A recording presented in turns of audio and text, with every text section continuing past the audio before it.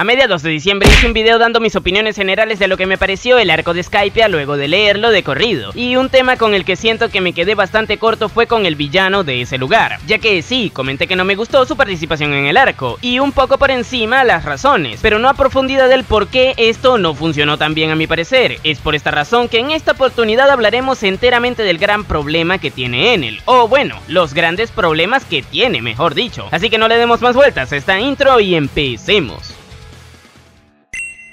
Bien, cuando un personaje tiene un papel importante dentro de la historia, por lo general el autor intenta transmitir una idea a través del mismo, y esto lo vemos por ejemplo con Momonosuke, que tuvo una evolución a lo largo de todo el Nuevo Mundo, y que concluyó dejándonos como enseñanza que no debemos ser copias de nuestros predecesores.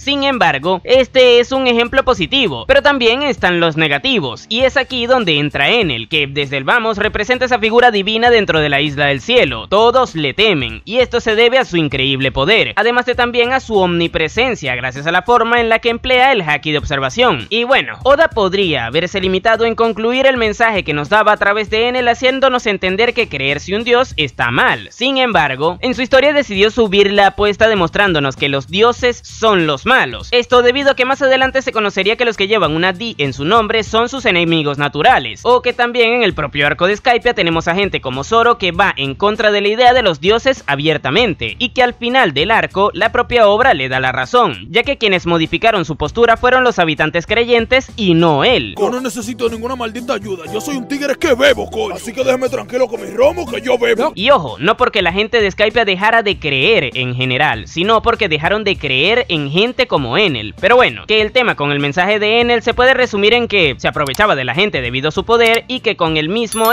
se hacía pasar por un dios. Sin embargo, los dioses empiezan a perder su poder en cuanto a la gente deja de creer en ellos, o esto al menos en el mundo tangible, y para demostrar esta idea, Oda involucra en esta problemática a alguien que es inmune tanto física como espiritualmente a Enel. La goma de Luffy representa el escepticismo de las religiones dentro de ese mundo, y por lo mismo, Luffy no podría ser dañado por la fruta de Enel, razón por la cual termina haciendo que pierda los estribos, ya que nunca nadie había podido resistirse a su poder. Esto derivó en que acabara siendo derrotado, demostrando así, al menos dentro de la obra, que la voluntad tarde o temprano se alzará por encima de los mal llamados dioses, cosa que seguramente veremos también al final de la historia. Y ojo, si tomamos en cuenta el valor simbólico que Enel tiene dentro de su historia, a mi parecer es un 10 de 10, ya que representa de forma perfecta ese lado oscuro de las deidades, cosa que se aprovecha de muy buena manera dentro de una historia que busca posicionar a quienes se autodenominen dioses en el lado antagónico. Y aquí cabe resaltar que se sepa, Nika no se autodenomina como un dios, es la gente que hace de él una leyenda al llamarlo como tal. No jodas, ¿en serio? Ahora, si salimos de este apartado, la cosa se empieza a embarrar con respecto a Enel, y para demostrarlo hablaremos de su trasfondo. Miren, después de explicarles todo aquello del simbolismo y esa vaina, uno pensaría que Enel tuvo un trasfondo brutal, en donde se nos explicará un poco que si en dónde nació, que si en dónde creció y cómo acabó siendo un maldito loco narcisista, orgulloso, engreído, arrogante y con las orejas estiradas. Eres mala persona. Pero, ¿qué va? Un gran error que Oda cometió con este sujeto fue el prácticamente no haberle dado trasfondo, ya que solo nos explicó de forma resumida en un capítulo que el tipo vivía en Birka, una ciudad de Skypiea, que de repente se le cruzaron los cables, destruyó toda esa ciudad con todo aquel que vivía ahí y se fue junto a un grupo de locos a quitarle el puesto al dios que estuvo antes que él. Vuelvo y repito, todo esto contado de la forma más resumida posible. Es como si a Oda le hubieran dicho que no debía extenderse mucho con esta vaina, porque ojo, no es propio de este mangaka el resumir las vainas, y prueba de esto es que llevamos más de 1100 capítulos de historia.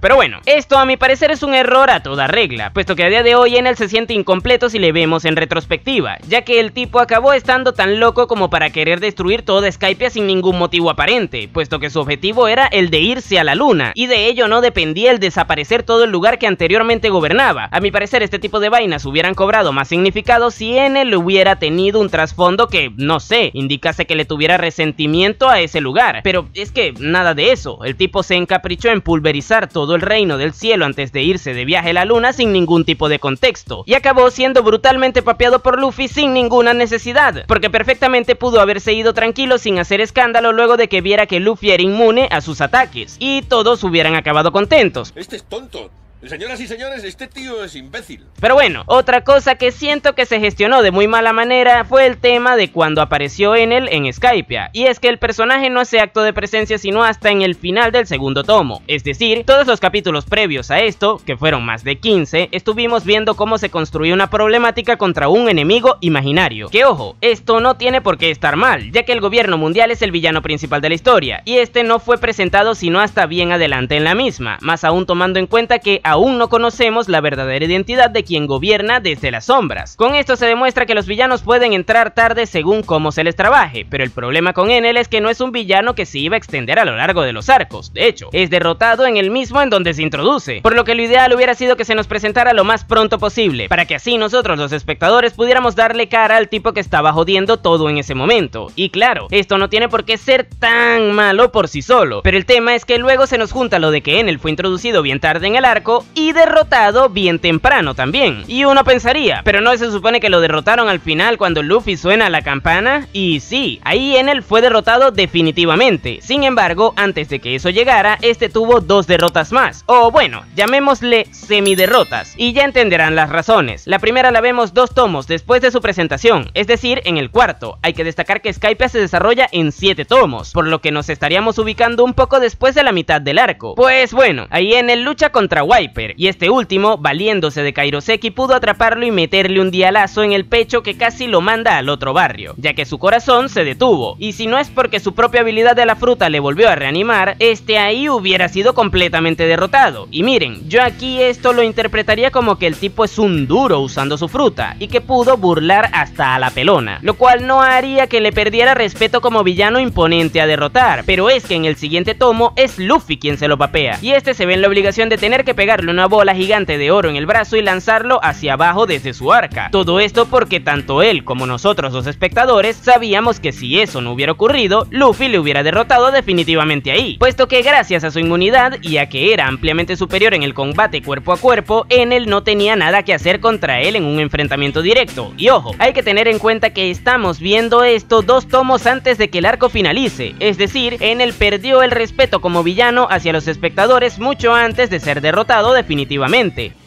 No, esto ya es demasiado. Es por esto que comentaba al principio del punto que creo que se gestionó de muy mala manera su tiempo en pantalla, ya que apareció muy tarde en el desarrollo del arco, y fue semi-derrotado en múltiples oportunidades demasiado temprano, haciendo que todo lo que ocurriera entre esto último y su papeada definitiva pareciera más un trámite que otra cosa. La problemática de Skypiea se siente alargada por culpa de esto, puesto que ya, a partir de que Luffy le obliga a tener que huirle, el problema dejó de ser Enel y pasó a ser el llegar a donde estaba Enel, puesto que cuando eso ocurriera, listo, problema solucionado. Y de esto en parte también es culpa el tema de la alegoría de la goma que mencioné al principio. Verán, todo lo de que Luffy era inmune a su poder, como representación del escepticismo por ser un D y por el rol antagónico que Oda le quiere dar a los que se autodenominan dioses en su obra, está genial, pero eso tiene un punto bastante malo también, y ese no es otro que el evidente inconveniente que genera que el villano no pueda hacerle daño con su poder principal al protagonista, lo cual hace que le veamos como poca cosa de cara al conflicto, puesto que nosotros los espectadores vemos la historia a través de Luffy, y es aquí donde lo que les comenté de que todo lo que sucediera antes de que Luffy se reencontrara con él para papearlo definitivamente fuera un trámite agarra más fuerza, ya que no se sentía una problemática real a la que estábamos acostumbrados. Fíjense que con Crocodile, por ejemplo, tras Luffy descubrir cómo golpearlo, este igualmente le derrotó, haciendo así que el personaje no perdiera ese respeto que nosotros los espectadores le deberíamos tener al ser él un villano poderoso, y esto en parte se debe a que sí, Luffy podría golpearlo, pero de igual forma seguía siendo vulnerable a los ataques de Crocodile. Es que ellos no pueden conmigo,